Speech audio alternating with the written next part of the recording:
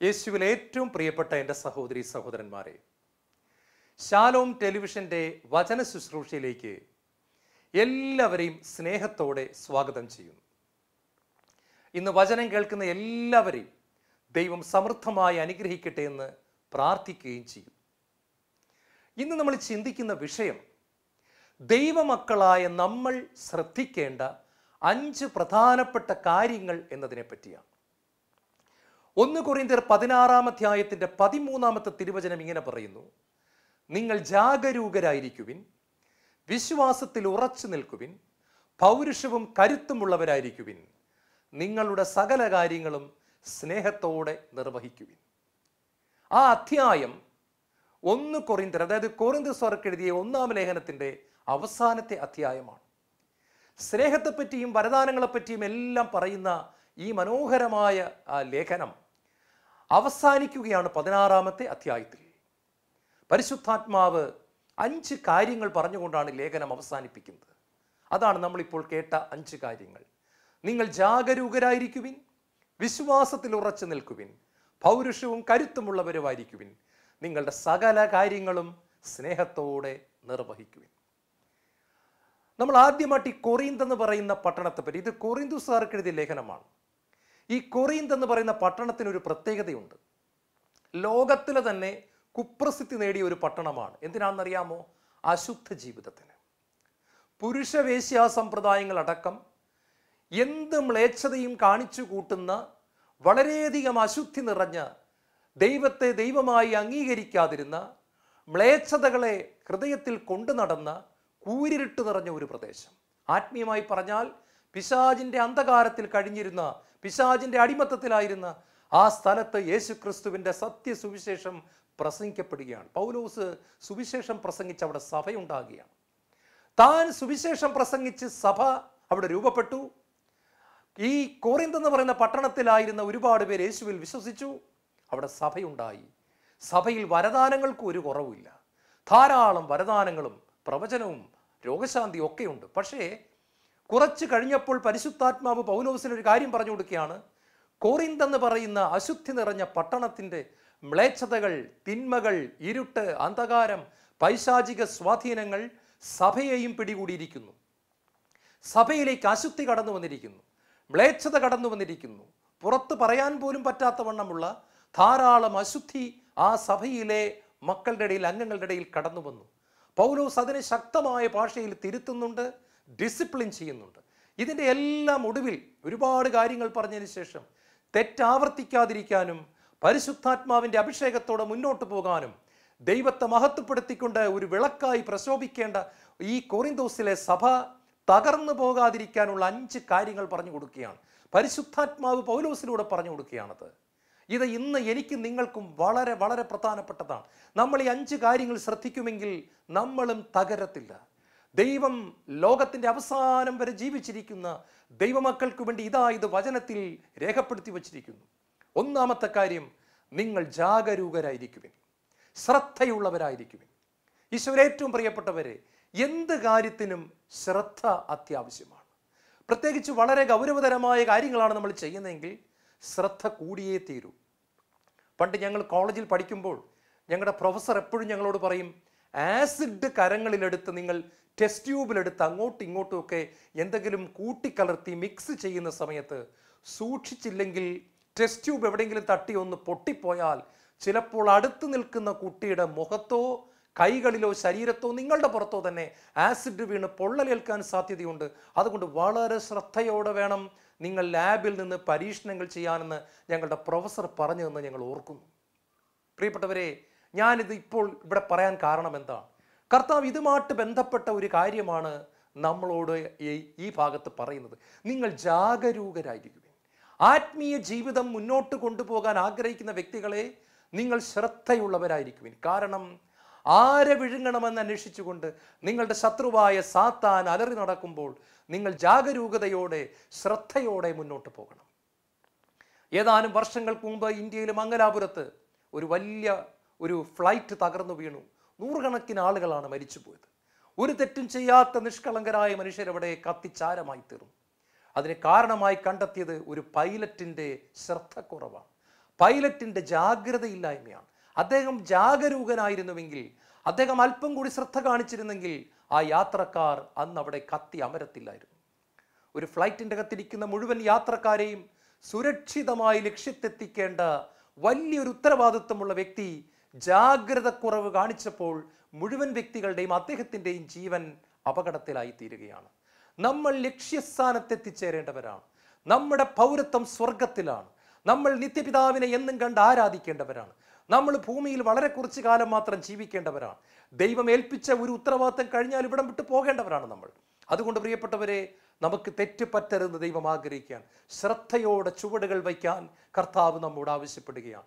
ഇടത്തും വലത്തും ശ്രദ്ധിച്ച്, മുൻപിലും പുറകിലും ശ്രദ്ധിച്ച്, ശത്രുവിൻ്റെ ചതിക്കുഴികളെ ശ്രദ്ധിച്ചുകൊണ്ട് ശ്രദ്ധയോടെ നമ്മുടെ പാദങ്ങൾ മുന്നോട്ട് വയ്ക്കാൻ, ദൈവവചനമാകുന്ന ആ കൃത്യപാതയിലൂടെ നമ്മുടെ പാദങ്ങൾ മുന്നോട്ട് വയ്ക്കാൻ അവിടെ നിന്ന് ആവശ്യപ്പെടുകയാണ്.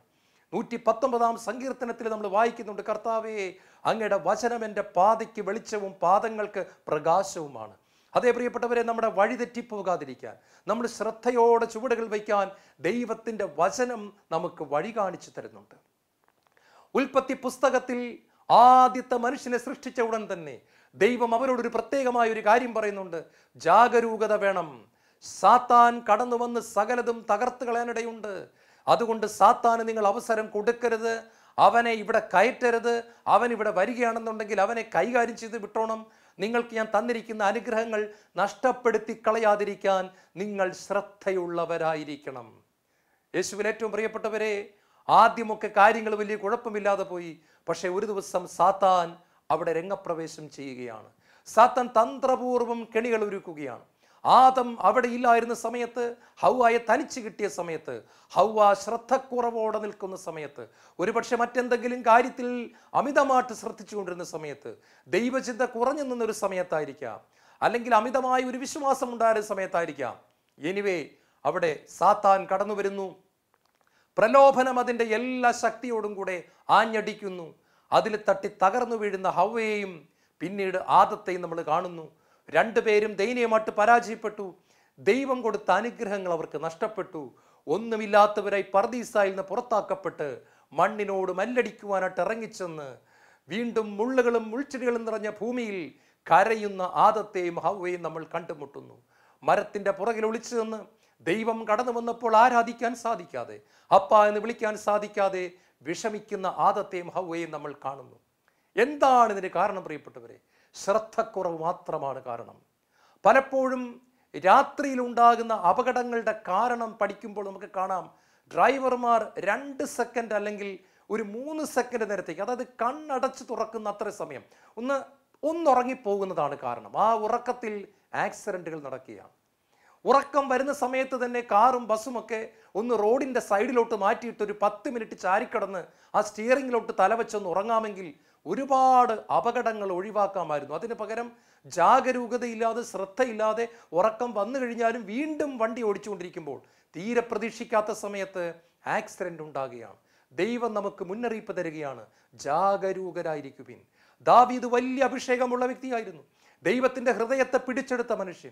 എൻ്റെ ഹൃദയത്തിനിണങ്ങിയ ഒരു മകനെ ജസ്സയുടെ പുത്രനായ ദാവീദിൽ ഞാൻ കണ്ടിരിക്കുന്നു എന്ന് പറയത്തക്കവണ്ണം ശക്തമായ പരിശുദ്ധാത്മ അഭിഷേകത്താൽ നിറയപ്പെട്ട് കർത്താവിന് വേണ്ടി പാട്ടുകൾ എഴുതിയ ദൈവത്തിൻ്റെ മധുരഗായകൻ, സങ്കീർത്തനക്കാരൻ, രാജകീയ അഭിഷേകം കിട്ടിയവൻ, യേശു ക്രിസ്തുവിനെ കുറിച്ച് പ്രവചിച്ചവൻ, സങ്കീർത്തനങ്ങളിലെല്ലാം വരാൻ പോകുന്ന മിശിഹായെക്കുറിച്ച് പ്രവചിച്ചവൻ, വളരെ ശ്രദ്ധയുണ്ടായിരുന്നവൻ, ഗോലിയാത്തിനെ ശ്രദ്ധയോടെ നേരിട്ടവൻ, സിംഹത്തെയും കരടിയെയും ശ്രദ്ധയോടെ നേരിട്ടവൻ. സിംഹത്തെയും കരടിയെയും നേരിട്ടപ്പോൾ ജാഗരൂകതയുണ്ടായിരുന്നവൻ, ഗോലിയാത്തിനെ നേരിട്ടപ്പോൾ ജാഗരൂകതയുണ്ടായിരുന്നവൻ. ഏതാനും നാളുകൾ കഴിഞ്ഞ് ബത്ശീബ കുളിക്കുന്നത് കണ്ടപ്പോൾ ജാഗരൂകതയില്ലാതായി പോയി. സിംഹത്തിൻ്റെയും കരടിയുടെയും മുമ്പിൽ ശ്രദ്ധയോടെ നിന്നവൻ ഒരു സ്ത്രീയുടെ മുമ്പിൽ അല്പനേരം ശ്രദ്ധ കാണിക്കാതിരുന്നപ്പോൾ എല്ലാം നഷ്ടപ്പെട്ട് തട്ടി തകർന്ന് തരിപ്പണമായി ചാക്കുടുത്ത് ചാരം പൂശിക്കിടന്ന് നിലവിളിക്കുന്ന ദാവീദിനെ സങ്കീർത്തന പുസ്തകത്തിൽ നമുക്ക് കാണാം, സാമുവേൽ പ്രവാചകന്റെ പുസ്തകത്തിൽ നമുക്ക് കാണാൻ സാധിക്കുന്നു.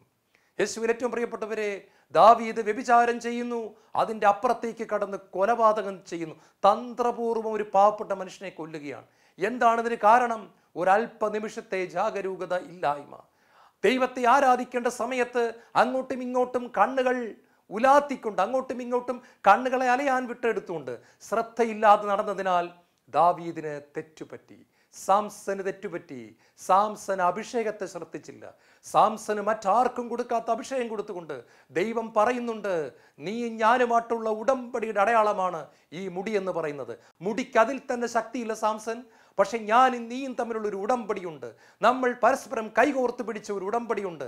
അത് ലംഘിക്കപ്പെട്ടാൽ നിന്റെ അഭിഷേകം തീരും, നീ തകർന്നു പോകും. പക്ഷെ സാംസൺ അഭിഷേകത്തെ കുട്ടിക്കളിയായി കണ്ടു. സാംസൺ കളിപ്പാട്ടം കാണുന്നത് പോലെ ദൈവത്തിൻ്റെ പരിശുദ്ധാത്മാവിനെ കണ്ടു. പ്രിയപ്പെട്ട സഹോദരങ്ങളെ, നമ്മൾ 10 ലക്ഷം രൂപയുമായിട്ട് അശ്രദ്ധമായിട്ട് തിരക്കുള്ള പട്ടണത്തിൽ കൂടി നടന്നാൽ ആരെങ്കിലും നമ്മുടെ കയ്യിലിരിക്കുന്ന ധനം മോഷ്ടിച്ചു കൊണ്ടുപോകും. അല്ലെങ്കിൽ രാത്രിയിൽ ജനലും വാതിലും എല്ലാം തുറന്നിട്ടിട്ട് നമ്മൾ വീട്ടിൽ ഒരു 10 ലക്ഷം രൂപയുമായിട്ട് ഇരിക്കുകയാണെങ്കിൽ മിക്കവാറും രാവിലെ എഴുന്നേൽക്കുമ്പോൾ അത് കാണത്തില്ല. നമുക്കറിയാം, ശ്രദ്ധ വേണം. സാംസന് കൊടുത്തത് സ്വർണത്തെക്കാളും വെള്ളിയേക്കാളും വലിയ അഭിഷേകമാണ്. സാംസൺ അത് ശ്രദ്ധിച്ചില്ല. ജാഗരൂകതയില്ലായിരുന്ന സാംസൺ തകർന്ന് തരിപ്പണമായി തീരുകയാണ്. കണ്ണുകൾ രണ്ടും നഷ്ടപ്പെട്ട് ഒടുവിൽ ഒരു കോമാളി വേഷം കെട്ടി നിലവിളിക്കുന്ന സാംസനെ നമ്മൾ കാണുകയാണ്. ഇന്ന് ദൈവം നമ്മോട് പറയുന്നു, ജാഗരൂകതയായിരിക്കുവിൻ. 2, വിശ്വാസത്തിൽ ഉറച്ചു നിൽക്കുവിൻ. പ്രിയപ്പെട്ടവരെ, ക്രിസ്തീയ ജീവിതത്തിൻ്റെ കറൻസി എന്ന് പറയുന്നത് വിശ്വാസമാണ്. വിശ്വാസമില്ലാതെ നമുക്ക് ഒരടി പോലും മുന്നോട്ട് വയ്ക്കാനായിട്ട് പറ്റത്തില്ല. കാരണം നമ്മൾ കാണാത്ത ഒന്നിനെ കാണുന്നത് പോലെ കണ്ടുകൊണ്ട് മുന്നോട്ട് പോകുന്നതിൻ്റെ പേരാണ് വിശ്വാസം. ഈശോ മരിക്കുന്നത് നമ്മൾ ആരും കണ്ടിട്ടില്ല, പക്ഷേ അത് കണ്ടവർ എഴുതി വെച്ചത് നമ്മൾ വിശ്വസിക്കുന്നു. ഈശോ ഉയർത്തത് നമ്മൾ ആരും കണ്ടിട്ടില്ല, പക്ഷേ ഉയർത്ത കർത്താവിനെ കണ്ടവർ എഴുതി വെച്ചത് നമ്മൾ വിശ്വസിക്കുന്നു. പരിശുദ്ധാത്മ അഭിഷേകമുള്ള ശുശ്രൂഷകർ പറയുന്നത് നമ്മൾ വിശ്വസിക്കുന്നു. പരിശുദ്ധാത്മാവ് തരുന്ന ബോധ്യത്തെ നമ്മൾ വിശ്വസിക്കുന്നു. ഹെബ്രായ ലേഖനം 11-ാം അധ്യായത്തിൻ്റെ 1-ാം വാക്യം പറയുന്നു, വിശ്വാസം എന്ന് പറയുന്നത് പ്രത്യാശിക്കുന്നവ ലഭിക്കുമെന്ന ഉറപ്പും കാണപ്പെടാത്തവ ഉണ്ട് എന്ന ബോധ്യവുമാണ്. എന്താണ് പ്രത്യാശിക്കുന്നത്? എൻ്റെ പിതാവിനോടൊത്തുള്ള സ്വർഗരാജ്യം. എന്താണ് കാണപ്പെടാത്തത്? ദൈവത്തെ കണ്ണുകൊണ്ട് കാണുന്നില്ല എങ്കിലും ഞാൻ പരിശുദ്ധാത്മാവിൽ, വചനത്തിൽ ഞാൻ വിശ്വസിക്കുന്നു. വിശ്വാസം കൂടാതെ നമുക്ക് മുന്നോട്ട് പോകാൻ പറ്റില്ല. വിശ്വാസം തകർന്നാൽ വിശുദ്ധിയും തകരും. വിശ്വാസം തകർന്നാൽ പ്രാർത്ഥനാ ജീവിതം തകരും.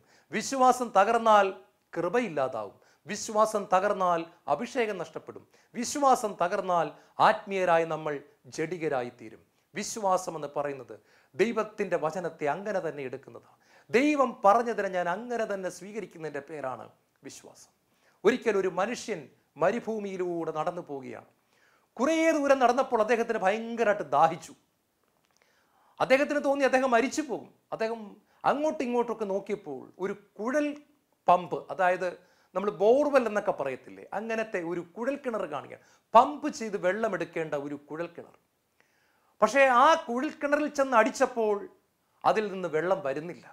അങ്ങനെ അദ്ദേഹം അങ്ങോട്ടും ഇങ്ങോട്ടും നോക്കി താഴെ ഒരു പാക്കറ്റ് കിടക്കുകയാണ്, ഒരു പൊതി കിടക്കുകയാണ്. അദ്ദേഹം ആ പൊതി എടുത്ത് നോക്കിയപ്പോൾ അതിൻ്റെ അകത്ത് ഒരു അരക്കുപ്പി വെള്ളമുണ്ട്. ആ അരക്കുപ്പി വെള്ളം കുടിച്ചാൽ ഒരുപക്ഷെ കുറച്ച് നേരം കൂടെ താൻ ജീവിച്ചിരിക്കും. പക്ഷെ അതിൻ്റെ കൂടെ ഒരു കടലാസ് കഷ്ണത്തിൽ എന്തോ എഴുതിയിട്ടിരിക്കുന്നു.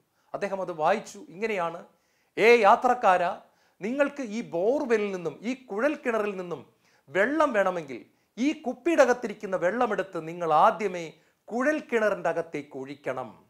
കുഴൽ കിണറിൻ്റെ അകത്തേക്ക് വെള്ളമെടുത്ത് ഒഴിച്ചതിന് ശേഷം നിങ്ങൾ പമ്പ് ചെയ്യാൻ തുടങ്ങുമ്പോൾ നിങ്ങൾക്ക് വെള്ളം കിട്ടും. നിങ്ങൾ വെള്ളം ഒഴിച്ചില്ലെങ്കിൽ നിങ്ങൾക്ക് വെള്ളം കിട്ടുകയില്ല.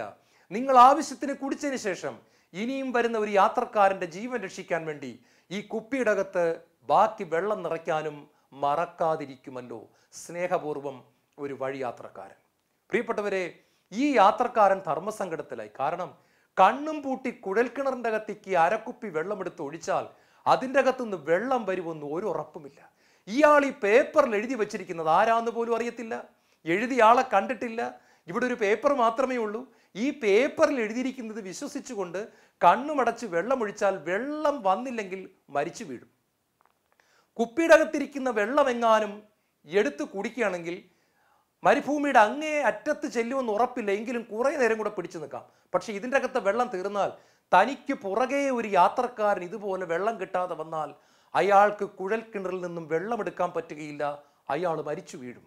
എന്ത് ചെയ്യണമെന്നറിയാതെ വിഷമിച്ചെന്ന യാത്രക്കാരൻ രണ്ടും കൽപ്പിച്ചു വരുന്നിടത്ത് വെച്ച് കാണാമെന്ന് പറഞ്ഞ് ഈ കുപ്പി തുറന്ന് അതിൻ്റെ അകത്തിരിക്കുന്ന വെള്ളമെടുത്ത് വിശ്വാസത്തോടെ, ആ പേപ്പറിൽ എഴുതിയിരുന്നത് വിശ്വസിച്ചുകൊണ്ട്, വരുന്നിടത്ത് വെച്ച് കാണാമെന്ന് പറഞ്ഞ് അദ്ദേഹം ആ ബോർവെല്ലിലോട്ട്, ആ കുഴൽ കിണറിലോട്ട് ഇത് ഈ കുപ്പിയുടെ അകത്തുണ്ടായിരുന്ന അരക്കുപ്പി വെള്ളമെടുത്ത് ഒഴിക്കുകയാണ്.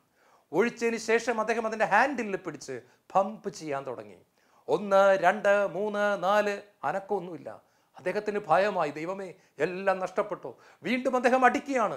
വീണ്ടും അദ്ദേഹം പമ്പ് ചെയ്യാൻ തുടങ്ങി. അതാ എന്തോ ഒരു ശബ്ദം കേൾക്കുന്നു, ചെറിയൊരു ശബ്ദം കേൾക്കുന്നു. വീണ്ടും അദ്ദേഹം പമ്പ് ചെയ്യാൻ തുടങ്ങി. വീണ്ടും അദ്ദേഹം പമ്പ് ചെയ്യാൻ തുടങ്ങി. വെള്ളം ഉയർന്നു വരുന്ന ശബ്ദം അദ്ദേഹം കേട്ടു. അതാ കുഴൽ കിണറിന്റെ മൗത്തിലൂടെ ശക്തമായ വെള്ളത്തിന്റെ പ്രവാഹമുണ്ടായി. ശുദ്ധജലം, നല്ല ശുദ്ധമായ ജലം ഒഴുകി വരികയാണ്. അദ്ദേഹം ആവോളം കുടിച്ചു, ആർത്തിയോളം കുടിച്ചു, വയറ് നിറച്ചു. എന്നിട്ട് ആ കുപ്പിയിൽ അദ്ദേഹം വെള്ളം നിറച്ചു വെച്ചതിന് ശേഷം ആ കുപ്പി അടച്ചു വെച്ചിട്ട് പേപ്പർ എടുത്ത് അവിടെ തന്നെ അദ്ദേഹം പൊതിഞ്ഞു വെച്ചിട്ട് അടുത്ത യാത്രക്കാരനെ സഹായിക്കുവാൻ വേണ്ടിയുള്ളത് ചെയ്തു വെച്ചിട്ട് ഈ മനുഷ്യൻ യാത്രയാവുകയാണ്. പ്രിയപ്പെട്ട സഹോദരങ്ങളെ, ഇത് തന്നെയാണ് വിശ്വാസം. പൗലോസ് നമുക്ക് വേണ്ടി എഴുതി വെച്ചു, പത്രോസ് നമുക്ക് വേണ്ടി എഴുതി വെച്ചു, യോഹന്നാൻ നമുക്ക് വേണ്ടി എഴുതി വെച്ചു. അവർ എഴുതി വെച്ച് നമ്മൾ വിശ്വസിക്കുമെങ്കിൽ നമുക്ക് ജീവജലം കിട്ടും. ജീവജലം കുടിച്ചവർ എഴുതി വെച്ചതാണ് ബൈബിൾ. ജീവജലം കുടിച്ചിട്ട് പോയവർ എഴുതി വെച്ചു, നിങ്ങൾ യേശുവിന്റെ പക്കൽ വിശ്വാസത്തോടെ കടന്നു ചെന്നാൽ അവന്റെ മാറ് പിളർന്നൊഴുകുന്ന ജലം നിങ്ങൾക്ക് കിട്ടും, പരിശുദ്ധാത്മാവിനെ നിങ്ങൾക്ക് കിട്ടും. നിങ്ങൾ വിശ്വസിച്ചാൽ ഇത് സാധിക്കും, നിങ്ങൾക്ക് നിത്യജീവൻ കിട്ടും. പ്രിയപ്പെട്ടവരെ, നമ്മളിത് വിശ്വസിക്കുന്നു, നമ്മൾ അനുഭവിക്കുന്നു, അടുത്ത തലമുറയ്ക്ക് വേണ്ടി നമ്മൾ കരുതി വയ്ക്കുന്നു. ഇതിൻ്റെ പേരാണ് വിശ്വാസം. വിശ്വാസത്തിൽ ഉറച്ചു നിൽക്കാൻ ദൈവം പറയുകയാണ്. എന്തെല്ലാം പ്രതിസന്ധികൾ വന്നാലും ഉറച്ചു നിൽക്കാൻ പറയുക. നമ്മുടെ വിശ്വാസം ടെസ്റ്റ് ചെയ്യപ്പെടുന്നത് വേദനകളുടെ സമയത്താണെന്ന് നമുക്കറിയാം, പ്രയാസങ്ങളുടെ സമയത്താണ്. കാര്യങ്ങളെല്ലാം നന്നായിട്ട് പോകുമ്പോൾ വിശ്വസിക്കാൻ വളരെ എളുപ്പമാണ്, അത് ആരെ കൊണ്ട് സാധിക്കും. എന്നാൽ നമ്മൾ വിചാരിക്കുന്നതിന് വിപരീതമായി നമ്മുടെ ജീവിതം മുന്നോട്ട് പോകാൻ തുടങ്ങുമ്പോൾ, അല്ലെങ്കിൽ പുറകോട്ടടിക്കാൻ തുടങ്ങുമ്പോൾ, തകർച്ചകൾ നേരിടാൻ തുടങ്ങുമ്പോഴാണ് നമ്മുടെ വിശ്വാസം ആടാൻ തുടങ്ങുന്നത്. ദൈവം നമ്മളെ ഓർമ്മിപ്പിക്കുന്നു, വിശ്വാസത്തിൽ ഉറച്ചു നിൽക്കുവിൻ. നമ്മുടെ വിശ്വാസം ദൈവവുമായിട്ടുള്ള ബന്ധത്തിലാണ്. ഉറച്ചു നിൽക്കാൻ കർത്താവ് നമ്മളോട് പറയുന്നു. അബ്രഹാമിനെ കുറിച്ച് പറയുന്നത് വിശ്വാസികളുടെ പിതാവെന്നാണ്. എന്ന് പറഞ്ഞാൽ അത്രമാത്രം വിശ്വാസം ജീവിതത്തിൽ കാണിച്ച് തന്നവൻ. മർക്കോസിന്റെ സുവിശേഷം 9-ാം അധ്യായം 23-ാം വാക്യം പറയുന്നു, വിശ്വസിക്കുന്നവനെല്ലാം സാധിച്ചു കിട്ടും. യോഹന്നാൻ 11:40 പറയുന്നു, വിശ്വസിച്ചാൽ നീ ദൈവമഹത്വം ദർശിക്കും. ഞാൻ ഏറ്റവും സ്പർശിച്ച വചനങ്ങളിൽ ഒന്നാണ് ഹെബ്രായ ലേഖനം 11:6. വിശ്വാസം കൂടാതെ ദൈവത്തെ പ്രസാദിപ്പിക്കാൻ സാധ്യമല്ല. നമ്മൾ ഉപവാസം എടുത്താലും പ്രാർത്ഥിച്ചാലും വിശുദ്ധ ബലിക്ക് പോയാലും ജപമാല ചൊല്ലിയാലും 40 ദിവസത്തെ ഉപവാസം എടുത്താലും വിശ്വാസമില്ലെങ്കിൽ ദൈവം പ്രസാദിക്കുകയില്ല എന്നാണ് വചനം പറയുന്നത്. അപ്പൊ എത്രമാത്രം പ്രധാനപ്പെട്ടതാണ് വിശ്വാസം എന്ന് നോക്കി. ദൈവം പുഞ്ചിരിക്കണമെങ്കിൽ, ദൈവം നമ്മളെ അംഗീകരിക്കണമെങ്കിൽ വിശ്വാസം കൂടിയേ തീരുവെന്ന് ഹെബ്രായ ലേഖനം 11-ാം അധ്യായത്തിന്റെ 6-ാമത്തെ വാക്യത്തിൽ പറയുകയാണ്. മൂന്നാമതായി, പൗരുഷവും കരുത്തുമുള്ളവരായിരിക്കുവിൻ. 1 കൊരിന്ത്യർ 16-13 വചനമാണ്, പൗരുഷവും കരുത്തുമുള്ളവരായിരിക്കുവിൻ. ഇത് വിശ്വാസത്തിന്റെ തുടർച്ചയാണ്. നല്ല വിശ്വാസമുള്ളവർക്ക്, ഉയർന്ന വിശ്വാസമുള്ളവർക്ക്, ഉറച്ച വിശ്വാസമുള്ളവർക്ക് പൗരുഷവും കരുത്തും ഉണ്ടാകും. അവർ ആത്മീയരായി പൗരുഷമുള്ളവരും കരുത്തുമുള്ളവരുമായിരിക്കും. രാജാവ് കൽപ്പിക്കുകയാണ്, ഇന്നു മുതൽ എൻ്റെ പ്രതിമയെ ദൈവമായിട്ട് ആരാധിക്കണം. ദാനിയേൽ പ്രവാചകന്റെ പുസ്തകത്തിൽ ശദ്രാക്ക്, മെഷാക്ക്, അബേദ്നെഗോ പറഞ്ഞു, ഞങ്ങളെ കൊണ്ട് സാധ്യമല്ല. രാജാവ് പറഞ്ഞു, നിങ്ങൾക്ക് സാധ്യമല്ലെങ്കിൽ നിങ്ങളെ എരിയുന്ന തീച്ചൂളയിൽ എറിയും. അവർ പുഞ്ചിരിച്ചുകൊണ്ട് പറഞ്ഞു, രാജാവേ, അങ്ങ് ഞങ്ങളെ ജീവനോടെ പിടിച്ച് എരിയുന്ന തീച്ചൂളയിൽ എറിഞ്ഞാൽ ഞങ്ങളുടെ ദൈവം ഇറങ്ങി വന്ന് ഞങ്ങളെ രക്ഷിക്കും. എന്നിട്ട് അവരൊന്നുകൂടെ പറഞ്ഞു, ഇനി അഥവാ ഞങ്ങളുടെ ദൈവം ഞങ്ങളെ രക്ഷിച്ചില്ല എങ്കിൽ, ഞങ്ങൾ കത്തിച്ചാരമാകാനാണ് ദൈവം വിധിക്കുന്നതെങ്കിൽ, ദൈവം ഞങ്ങളെ സംരക്ഷിക്കുന്നില്ല എങ്കിൽ, ഞങ്ങൾ കത്തിച്ചാരമാകാൻ, രക്തസാക്ഷികളാകാൻ സ്വർഗത്തിലെ ദൈവം കൽപ്പിച്ചിരിക്കുന്നു എങ്കിൽ ഞങ്ങൾ ആ വേദന സഹിക്കാൻ തയ്യാറാണ്. ജീവനോടെ ദൈവത്തെ മഹത്വപ്പെടുത്തിക്കൊണ്ട് കത്തിത്തീരാൻ ഞങ്ങൾ തയ്യാറാണ്. എങ്കിലും ഞങ്ങൾ അങ്ങയുടെ പ്രതിമയെ കുമ്പിടുകയില്ല. ഇതിൻ്റെ പേരാണ് പൗരുഷം, ഇതിൻ്റെ പേരാണ് കരുത്ത്. പൗരുഷവും കരുത്തുമുള്ളവരായിരിക്കുമെന്ന് പറയുന്നത് ഇതിനെപ്പറ്റിയാണ്. രാജാവിൻ്റെ നേരെ നെഞ്ചുറപ്പോടെ നിന്നുകൊണ്ട് ഏതാണ്ട് 25 വയസ്സുള്ള ചെറുപ്പക്കാർ പറയുകയാണ്, അങ്ങ് എന്ത് ചെയ്താലും ഞങ്ങൾ അങ്ങയുടെ പ്രതിമയെ കുമ്പിടുകയില്ല.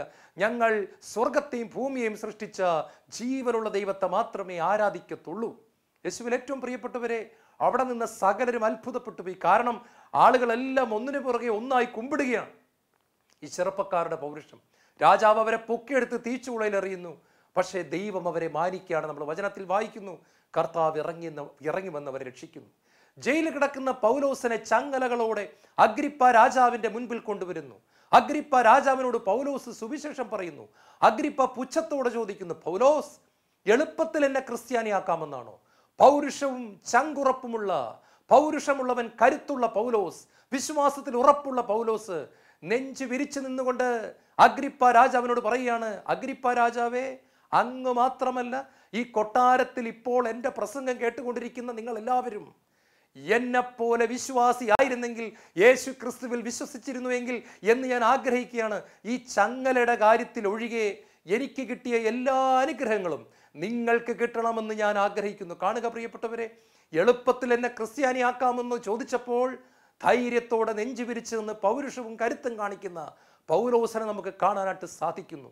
സഭയുടെ ചരിത്രം ഇതാണ്.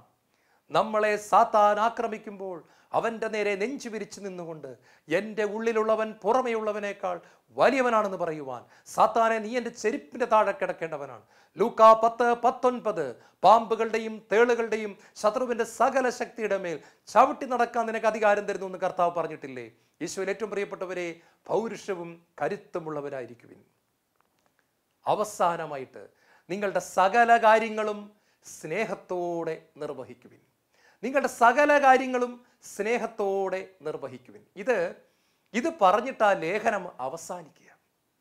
ദൈവമക്കളായ നമ്മൾ ശ്രദ്ധിക്കേണ്ട ഏറ്റവും പ്രധാനപ്പെട്ട കാര്യം സ്നേഹമാണെന്ന് പറഞ്ഞിട്ട് ആ കത്തവിടെ അവസാനിക്കുക.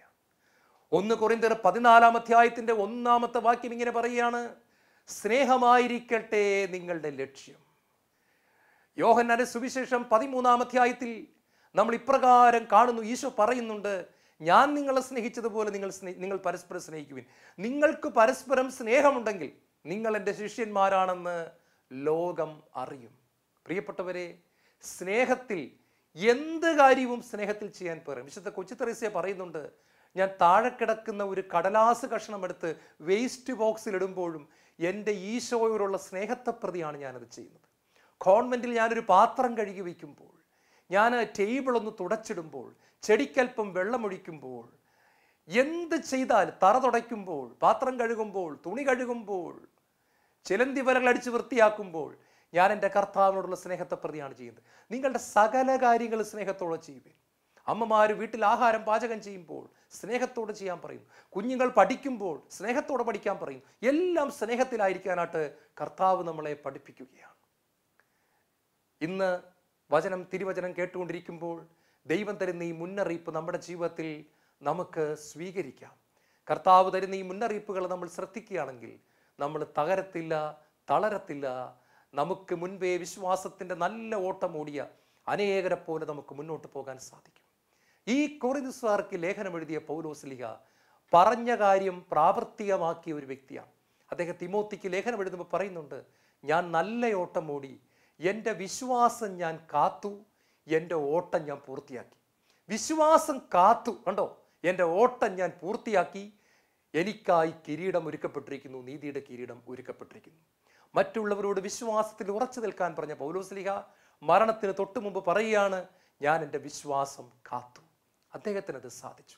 കഴിഞ്ഞ 2000 കൊല്ലമായി അനേകർ ഈ പറഞ്ഞ കാര്യങ്ങൾ അനുസരിച്ചുകൊണ്ട് ദൈവത്തെ മഹത്വപ്പെടുത്തി. ഇത് നമ്മുടെ സമയമാണ്. നമ്മൾ ദൈവത്തെ മഹത്വപ്പെടുത്താൻ ദൈവം നമ്മെ വിളിക്കുന്നു. കണ്ണുകളടയ്ക്കാൻ പ്രാർത്ഥിക്കാം. യേശുവേ, ഇന്ന് കേട്ട സകല കാര്യങ്ങളും ഞങ്ങളുടെ ജീവിതത്തിൽ നിറവേറ്റുവാൻ വേണ്ട ശക്തി ഞങ്ങൾക്ക് തരണമേ. യേശുവേ സ്തോത്രം, യേശുവേ നന്ദി, യേശുവേ ആരാധന.